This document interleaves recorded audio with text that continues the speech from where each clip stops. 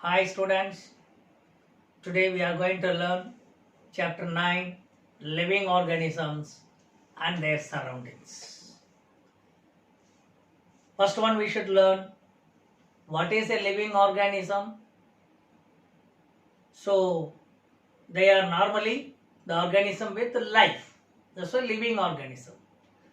Where they live everywhere. On the mountains, on the terrestrial, the desert, ocean, freshwater, everywhere they are present. And the different living organism live in different habitats and different locations. For example, the camel lives on desert, crab is on the beach, and also there are certain creatures like ants. They live in the forest as well as in the house area you are seeing, the living places of the human, even in the beach and everywhere the particular organism is living. And we have shown some pictures. You can see the insect normally live even in our bookshelves, in the cupboard. And cockroach known to you, shares with the human living place.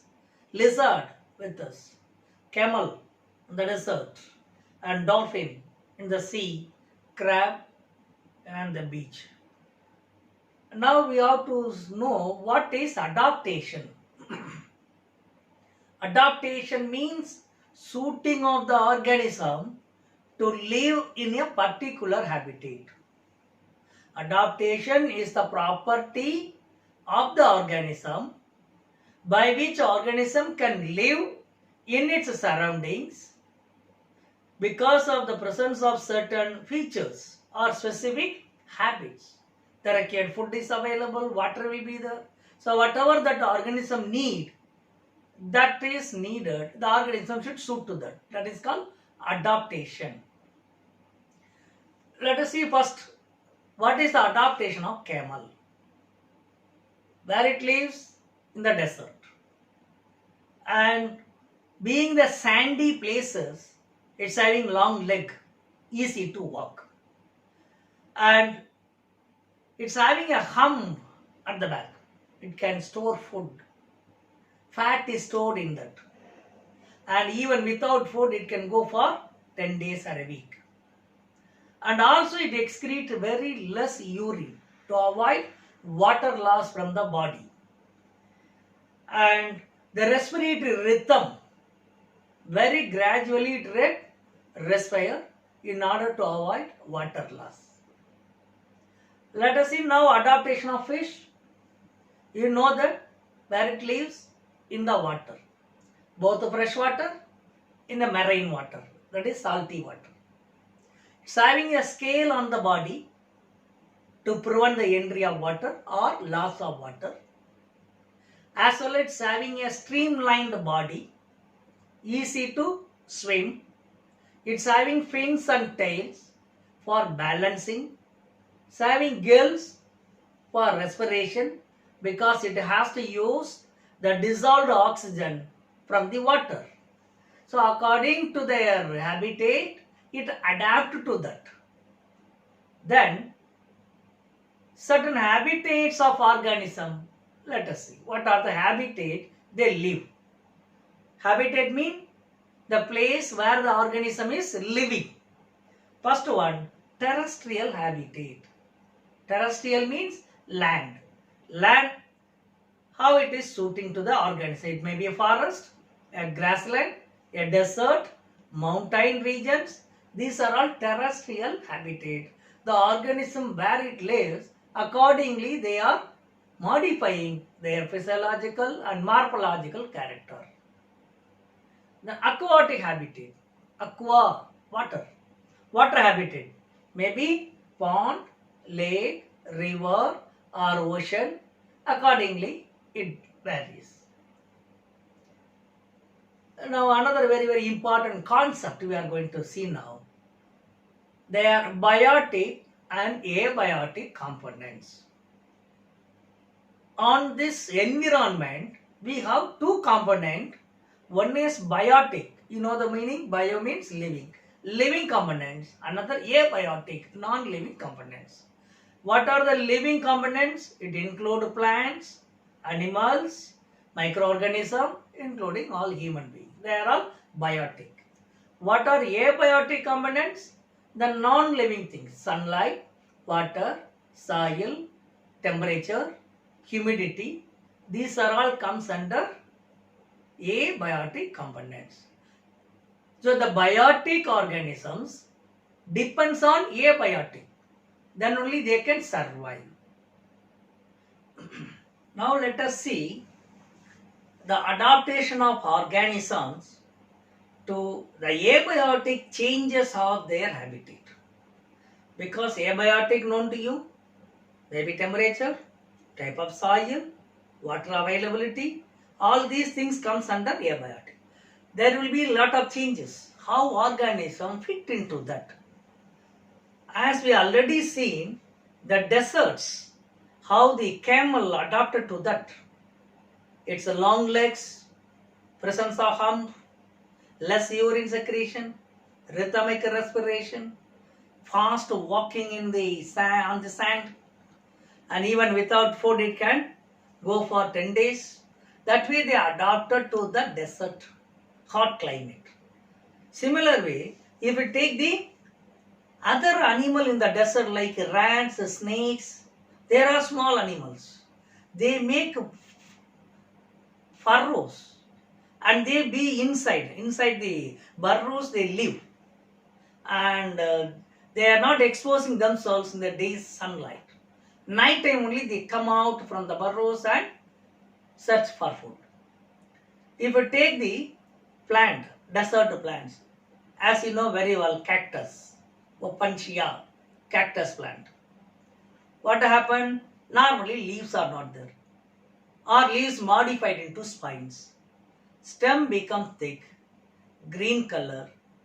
The function which the leaf has to do is taken by the stem, having long root system, and it is not having stomata to respire the water outside, minimizing the water loss. In that way, these plants are having lot of advantages. Some of the plants will have waxy coat, even powdery coat, to avoid transpiration, water loss. Then the organism being on the mountains, because the taller region, if you go the height, normally sometimes ice will be there. Climatic condition is entirely different. Some of the plants are having needle-like leaves. As you know that in case of this pinus trees or pine tree, it's having a needle-shaped leaf. And the animals normally having thick skin with fur on the body to protect themselves from the ice. And mountain goat is an animal having a strong hooves, able to run on the slopes. Then grassland animals like the deer or the lion. Lion is a predator, deer is a prey. Both of them having different adaptation. Lion has to attack the deer, so it is having a long claws and its gigantic appearance to threaten other animal, as well as its strength to attack the animals. But if you see the prey like deer, it's having a long leg, sharp ears, erect ears, easily to catch any sound. It can run very fast. It also adapted to escape from the predator. Then coming to the aquatic habitat of oceans, as we see the fish cases already, the streamlined body, boat-shaped body, easy to swim in the water, as well as the scales on the body, fins and tail meant for balancing, gills for respiration. Then animals being in the ponds and lakes, as well as the plants, the aquatic plants which are being in the water, the root system not well developed, are they helpful only to anchor, not for absorption of the water? and even the shallow light available sunlight, it can use it for photosynthesis. And submerged plants are there. Some plants are already inside the water, and it's also used the diffused light for photosynthesis. The frogs which are found both in the water as well as the land, they have a strong back legs, help them to in catching prey, and webbed feet for swimming in the water. In that way, each living organism has a special feature in the body to live in the particular place. Then, how it differs, how the living or non-living organisms are, the living and non-living things are differing. First and foremost, living things need food for energy. In case of plants, undergo photosynthesis.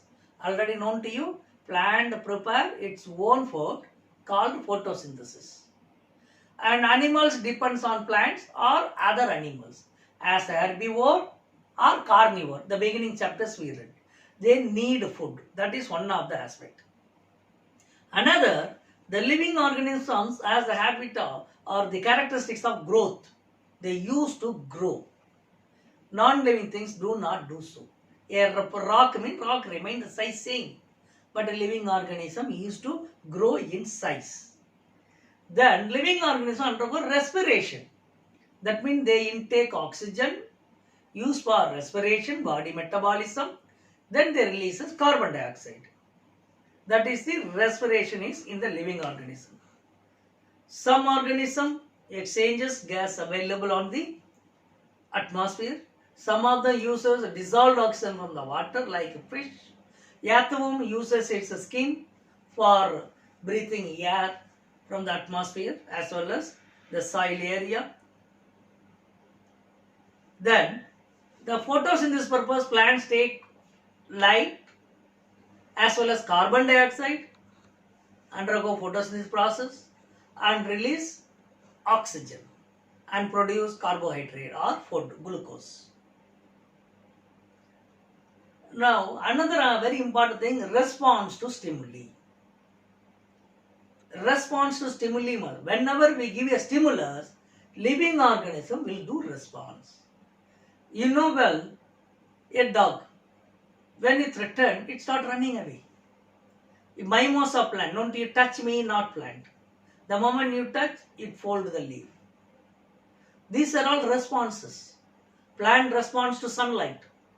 Plant responds to water. According to water availability, root will leave there. And in case of wild animal, moment seeing, we start running. It's a response. There the stimulus is the wild animal.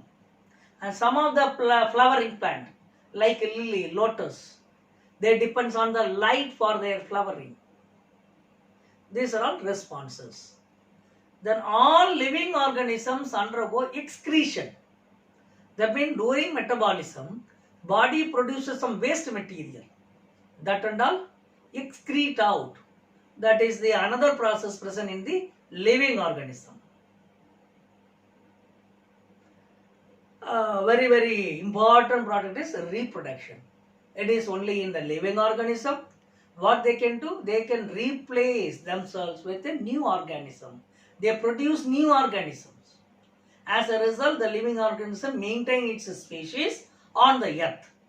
And the organism may reproduce asexually, as we do some cutting of rose plant. We cut the stem, place and produce new plant. That's the asexual type of reproduction. That is propagation of vegetative propagation.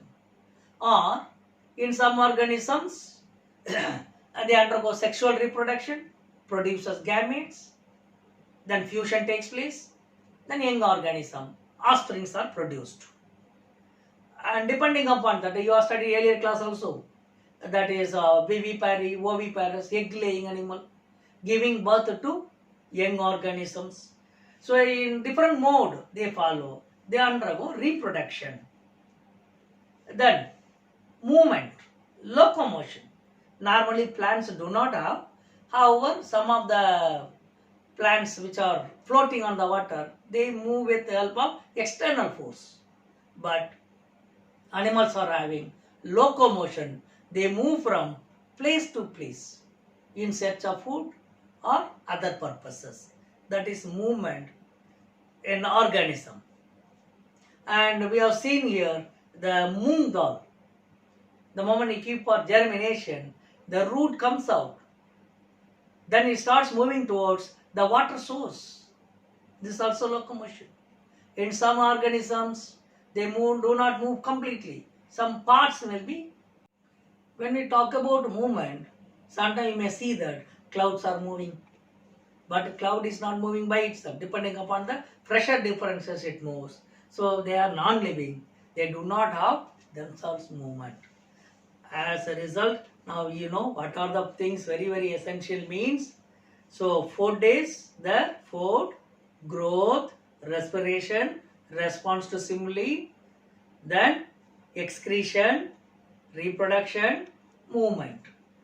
These are all some of the characteristics to identify whether they are living or non-living. Thank you, children. It's a very simple lesson. Please go through, then you will get.